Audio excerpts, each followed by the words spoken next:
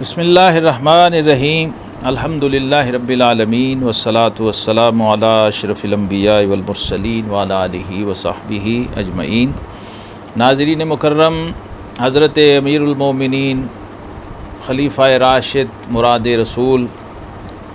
سیدنا ابو حفص عمر بن خطاب فاروق اعظم رضی اللہ تعالیٰ عنہ کا یوم شہادت ہے۔ اس کی مناسبت سے الافادات الحدیثیہ کے حوالے سے اور اس کے تحت ہم آج ایک خاص ٹاپک پہ بات کریں گے، شان سیدنا عمر بن خطاب بزبان سیدنا علی ابو تراب رضی اللہ تعالی عنہ، یعنی شان عمر بزبان حیدر رضی اللہ تعالی، اور اس میں ہم سہارا لیں گے قرآن پاک کی آیات کا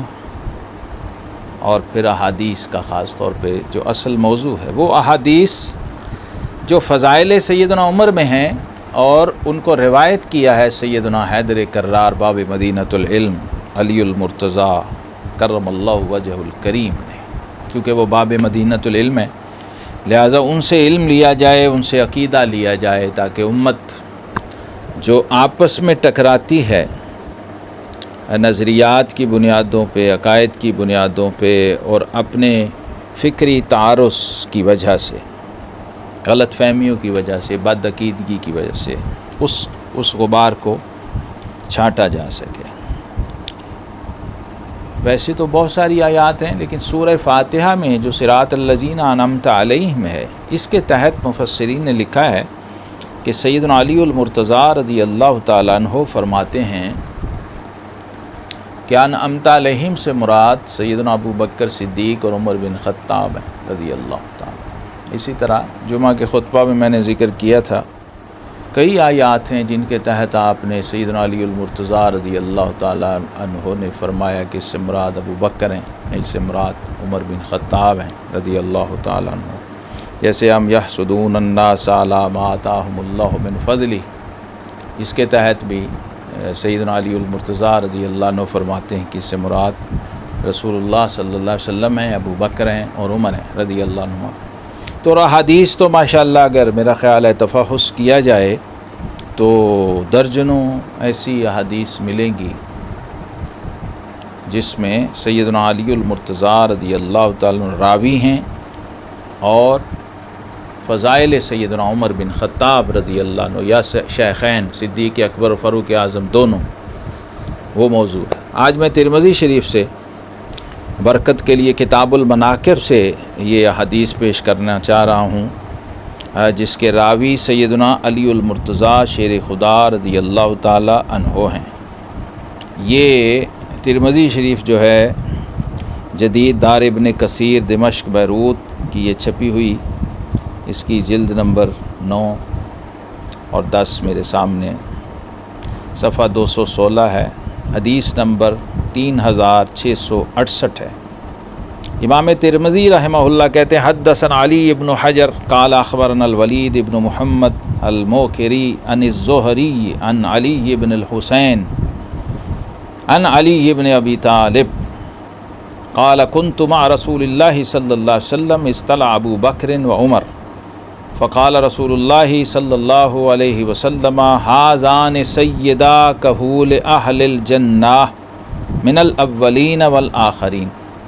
الا النبیین والمرسلین یا علی لا تخبرہما۔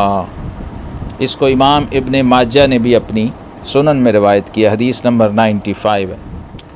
اس سند کی ایک عجیب خوبصورتی اور حسن یہ ہے کہ اس کو روایت کر رہے ہیں امام زہری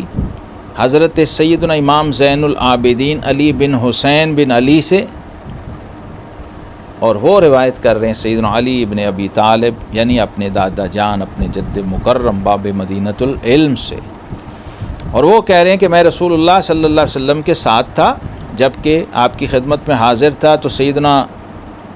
ابو بکر اور عمر رضی اللہ عنہ دونوں جلوہ گر ہوئے، دونوں تشریف لا رہے تھے، تو میرے آقا کریم علیہ السلام نے فرمایا یہ دونوں جنت کے بزرگوں کے سردار ہیں، آذان سیدہ کہول اہل الجنہ، جنت کے جو ادھیڑ عمر لوگ ہوں گے، یعنی نوجوانوں سے اوپر، یہ دونوں ان کے سردار ہیں، اولین میں سے بھی آخرین میں سے بھی، سوائے نبیوں کے اور رسولوں کے۔ اور آخر میں کہا یا علی لا تخبرہم، اے علی ان کو نہ بتانا۔ یہ بھی انداز ہیں، یہ بھی اسرار ہیں۔ اس حدیث کو منظوم کیا امام احمد رضا بریلوی رحمہ اللہ نے ایک شعر میں، فرماتے ہیں یہ دونوں ہیں سردار دو جہاں، اے مرتضیٰ عتیق و عمر کو خبر نہ ہو۔ امام ترمذی کہتے ہیں ھذا حدیث غریب من ھذا الوجہ، یہ اس سند سے اور اس طریق سے یہ حدیث غریب ہے۔ اور ولید بن محمد الموکری ضعیف راوی ہے، لیکن کہتے ہیں وقد روی ھذا الحدیث عن علی من غیر ھذا الوجہ، اس سند کے علاوہ بھی یہی حدیث سیدنا علی المرتضیٰ سے مروی ہے۔ اور یہ آپ سب جانتے ہیں، ساری دنیا جانتی ہے، حدیث کا ہر طالب علم جانتا ہے کہ فضائل کے باب میں حدیث ضعیف بالاتفاق مقبول ہوتی ہے، جبکہ یہ حدیث تو ماشاءاللہ درجہ حسن سے بھی اوپر کی ہے، کیونکہ آگے اس کی اسناد آ رہی ہیں۔ کہتے ہیں وفی الباب عن انس و ابن عباس، دوسری جگہ یہی حدیث، یہی روایت عبداللہ ابن عباس سے بھی مروی ہے، اور یہی حدیث سیدنا انس بن مالک رضی اللہ عنہ سے بھی مروی ہے۔ اس کا مطلب کیا ہے کہ حدیث ضعیف تعدد طرق کی وجہ سے درجہ حسن پر فائز ہو جاتی ہے۔ اور آگے وہ روایت لے آئے ہیں سیدنا انس بن مالک کی 3669 نمبر حدیث، اس کو آگے انہوں نے نقل کر دیا کہ سیدنا انس کہتے ہیں کہ آقا کریم علیہ السلام نے فرمایا ھذان سیدہ کحول اہل الجنت من الاولین والآخرین الا النبیین والمرسلین، وہی الفاظ ہیں، لیکن راوی حدیث صحابہ میں انس بن مالک ہیں، وہاں علی المرتضیٰ تھے۔ اور پھر یہاں وہ 3670 نمبر پہ پھر دوسری سند سے لائے ہیں سیدنا علی المرتضیٰ سے، اس کو بھی امام ابن ماجہ نے اپنی سنن میں روایت کیا 95 اس سند کے ساتھ، جس میں سیدنا علی آقا کریم علیہ السلام سے روایت کر رہے ہیں اور یہی الفاظ اس میں دہرائے گئے ہیں۔ تو اس طرح کی متعدد روایات ہیں کتب حدیث میں جس کے راوی علی المرتضیٰ ہیں، فرمان آقا کریم علیہ السلام کا ہے، جس میں سے ایک اور روایت ہے، یہ بھی ترمذی میں ہے، کنز العمال میں یہ حدیث 33120 ہے اس کا نمبر۔ اس میں کہتے ہیں سیدنا علی فرماتے ہیں کہ آقا کریم علیہ السلام نے سیدنا صدیق اکبر کے لیے فرمایا اللہ ان پہ رحم فرمائے، عمر بن خطاب کے لیے فرمایا اللہ ان پہ رحم فرمائے، کیونکہ وہ حق بیان کرتے ہیں اگرچہ وہ کڑوا ہو، اور حق گوئی نے اس کو تنہا کر دیا۔ یعنی فضائل ہیں سیدنا عمر بن خطاب رضی اللہ تعالیٰ عنہ کے، اور روایت کرنے والے ہیں سیدنا علی المرتضیٰ رضی اللہ تعالیٰ عنہ۔ اس طرح کی بہت ساری روایات حدیث کی شکل میں کتب حدیث میں موجود ہیں، جیسے بخاری میں ہے، مسلم میں ہے، صحاح میں ہے، کہ جب آپ سے پوچھا گیا، حضرت محمد بن حنفیہ رضی اللہ عنہ کی روایت بڑی مشہور ہے کہ اس امت میں نبی کریم علیہ السلام کے بعد سب سے افضل کون ہے؟ تو سیدنا علی المرتضیٰ رضی اللہ تعالیٰ نے فرمایا تھا کہ ابو بکر صدیق، پوچھا اس کے بعد تو فرمایا عمر بن خطاب رضی اللہ تعالیٰ عنہ۔ تو اس طرح کی بہت ساری روایات ہیں، یہ میں تبرکاً عرض کر رہا ہوں کہ یہ ایک نیا ٹاپک ہے، ایک نیا موضوع تحقیق ہے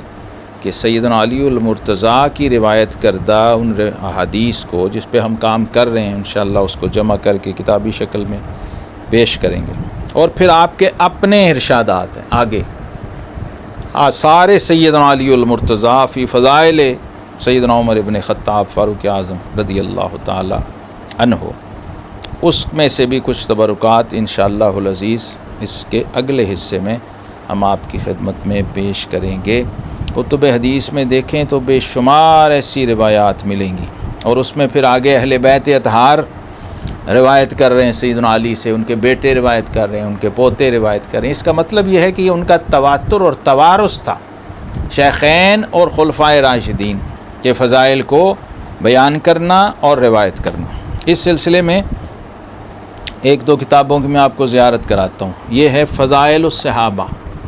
ومناقبہم، حضرت امام الحافظ ابو الحسن علی بن عمر الدارقطنی المتوفی سن 385 ہجری،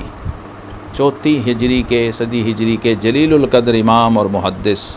تمام دنیا حدیث ان کو جانتی ہے۔ یہ ان کا رسالہ ہے فضائل الصحابہ و مناقبہم۔ اس میں سے ہم سیدنا علی المرتضیٰ کے آثار شان فاروق اعظم میں وہ ہم عرض کریں گے آپ کے لیے، آپ کی خدمت۔ یہ کتاب بھی انتہائی نادر و نایاب ہے، کتاب الامامت، امام ابو نعیم اصفہانی رحمہ اللہ تعالی، کتاب الامامت والرد علی الرافضہ اس کے ٹائٹل میں ہے،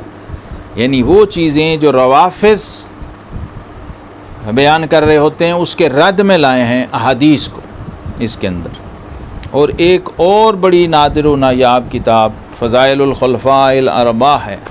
امام ابو نعیم اصفہانی رحمہ اللہ تعالی، اس کی بھی آپ زیارت کریں، یہ ایمان افروز ہے۔ اور اس کے ساتھ ہے الامامہ والرد علی الرافضہ، حضرت امام الحافظ ابی نعیم احمد بن عبداللہ الاصفہانی رحمہ اللہ المتوفی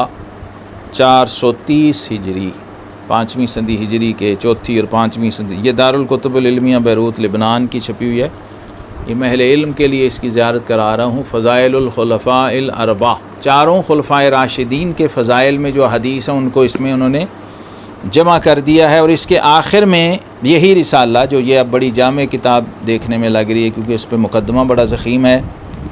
یہ مختصر سی کتاب جو اس کے ساتھ چھپی ہوئی ہے، تو میں اس کی آپ کو اس لیے زیارت کروا رہا ہوں تاکہ علمی ذخائر میں آپ کو پتہ چلے کہ کیسے کیسے خزانے اور موتی موجود ہیں آقا کریم علیہ السلام کے ارشادات پر مبنی، اور اگر امت مسلمہ ان سے استفادہ کرے تو اپنے عقیدے اور اپنے ایمان کی حفاظت کر سکتی ہے۔ وآخر دعوانا ان الحمد للہ رب العالمین۔